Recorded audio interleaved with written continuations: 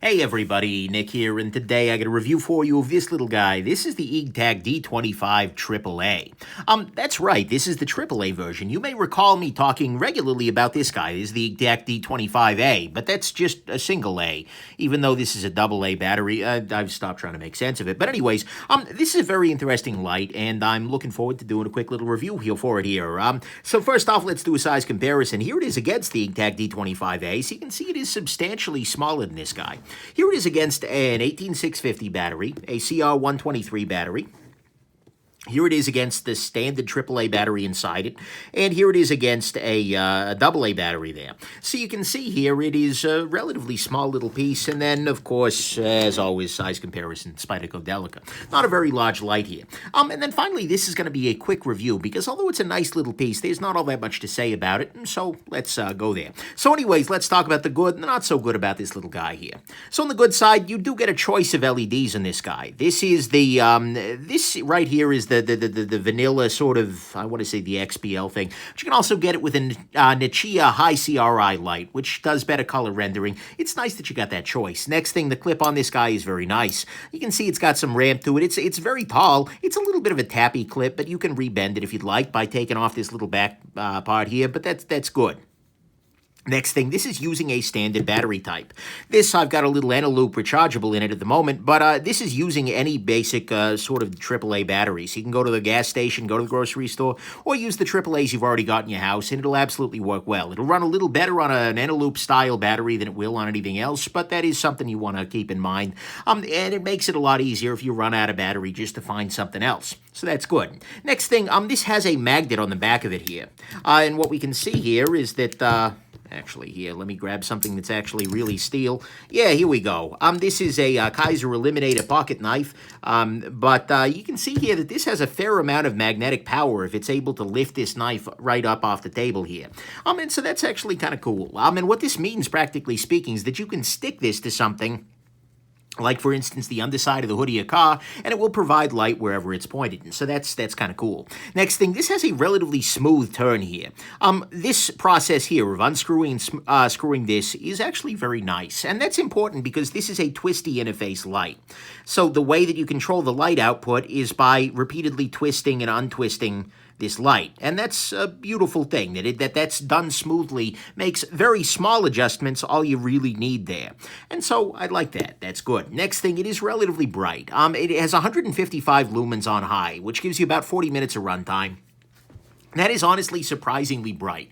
You wouldn't think that much power can come out of this tiny little light, but here it can. Next thing, it's 64 lumens on medium. Pardon me. And at that run level, you got about an hour and 15 minutes, which is absolutely fine for navigating a dark room. And then you've got 13 lumens on the low mode, where you get about 6 hours. This is fine, for instance, if you're crawling around under a desk, but let's be honest, it's a little bit creepy. If you're trying to navigate a dark room on low mode, it's like, oh, okay, I'm in a horror movie now. So that's not something I'd love. But the thing is, at the highest setting, it is absolutely quite bright enough for pretty much any task that you're going to have on a regular basis, certainly indoors and in a lot of the smaller outdoor tasks. So that's good. And actually, those run times, all told, are pretty decent. 40 minutes on the high mode is not bad. When was the last time you needed a flashlight for more than 40 minutes? Period. And let alone at a higher setting like that, I think that's going to be just fine. So that's good, especially given the size here. The other thing is, I'll also say that the high mode setting on this guy is good.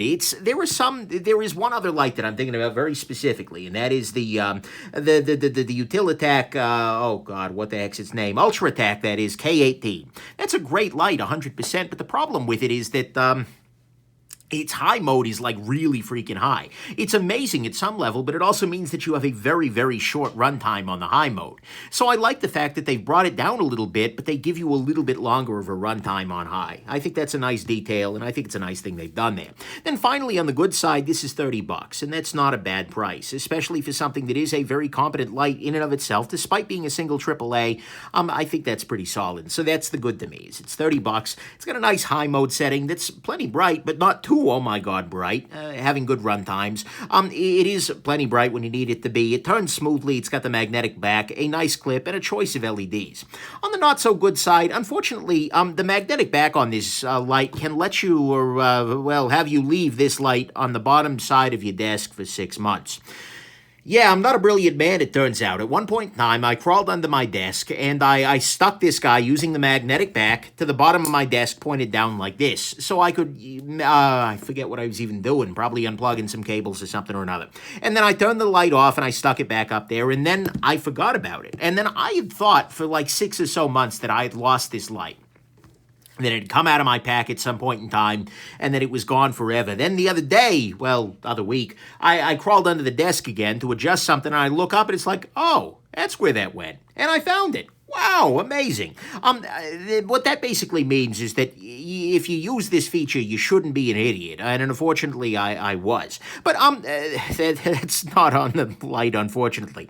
One ugly thing about the magnet, though, is that it is not removable. There is no way that I'm aware of to pop this magnet out of the light. I mean, maybe if you're creative, you can, like, shatter it or something in there, but that's not a great idea. But the problem with it is that very often there are fields that you just don't want to have magnets around. If you're working with hard drives, for instance, computers, having a very strong magnet, and this is indeed, like I said, a very strong magnet nearby is not great. Or if you're a mechanical watch person, this is maybe a little bit scary even. So that's something that's a little bit problematic. That's something I like that Olight offers, the choice in their little batons. You can pull the magnet out of there if you'd like to, so that way it's a non-magnetic light. So there you go. Next thing, this is a very spotty light. I mean, as you can see here on high, there is one very concentrated area, and there's a little bit of bleed around there. And the problem is, very often when I'm needing a flashlight, especially something relatively small like this, what I actually need is to light up an area rather than to light up just that one freaking thing right there. And so I'm not a big fan of super spotty lights, especially on smaller ones like this, where there's not enough bounce to light the rest of the room. Then finally, actually no, not quite finally, twisty UIs on this guy, or on anything, frankly, just kind of suck. I'm gonna be real with you here. Because what it means is that you twist, and then you untwist, and you twist, and so in order to find the correct mode, you're twisting, you're untwisting, you're twisting, etc. And this is made slightly worse by the fact that this doesn't have mode memory. If you were on high and then you wait for a second, then you turn it back on, you're back on low. Which means that if you're outside and you're turning the light off and on repeatedly, each time you're going to have to do twist, untwist, twist, untwist, twist to get back to high. That's not great. And compared to a button-based UI like the EagTac K18, that's better. I'm sorry, it is literally just better. These twisty UIs make sense from a, if you're trying to make the light as small as possible thing, but oh my God, are we done with them? So, to me, all of that is the bad, is that this twisty UI just kind of sucks. I'm sorry, just as a concept, that sucks. It's bad. And there are better approaches now, especially when there's no mode memory. It is relatively spotty, which is weird in a small little light like this. There's no way to remove the magnet, and it's easy to forget about on your desk for 6 months if you're not a brilliant man. Final conclusion, this is a fine little light. I mean, seriously, it's okay. And 20 years ago, this would have been astounding. Throw this in the time machine to the 90s, and we're just like, oh my God, how did you fit a mini mag light in a single AAA? I remember what mini mag lights used to be back when with a AAA battery, and it was ridiculous. I mean, compared to this, holy crap. But the thing is, the flashlight market, that is, moves on over and over and over. Every day, lights are getting better and better and better. Flashlights are growing, they're shrinking, they're getting brighter, etc. And so, unfortunately, not only is single AAA lights getting less and less attractive. I mean, you're getting not all that much light for not all that long, and you're now getting these candy bar style lights, things like the Night Core Tip, that are offering very similar runtimes and brightness, but with very nice features like a button-based UI and built-in USB recharging, or frankly, just a nicer ergonomic package. It's easier to carry something that's wide and thin than it is round and cylindrical. Round and cylindrical. I don't need to say both those things. But anyways, and as a result, even if we're willing to look at the AAA battery lights, this one is a little behind the times now. Because you can get better light out of the Prometheus Beta QR, although given you're going to be paying more money for it, and you can get much better brightness and UI from the EagTac K18 that is the same exact price. So, I mean, my overall feelings is this is a solid light. It'll serve you well, and compared to what we had 20 years ago, holy crap, is this incredible. But the march of progress has unfortunately started to leave this little guy behind, and I think it won't be long before this is viewed in the same way that we view those little mini mag lights that we all now look back on with a great deal of derision. Anyways, hope this has been interesting to you, that it lit up your life, and that you have yourselves a AAA kind of day. Bye, everybody.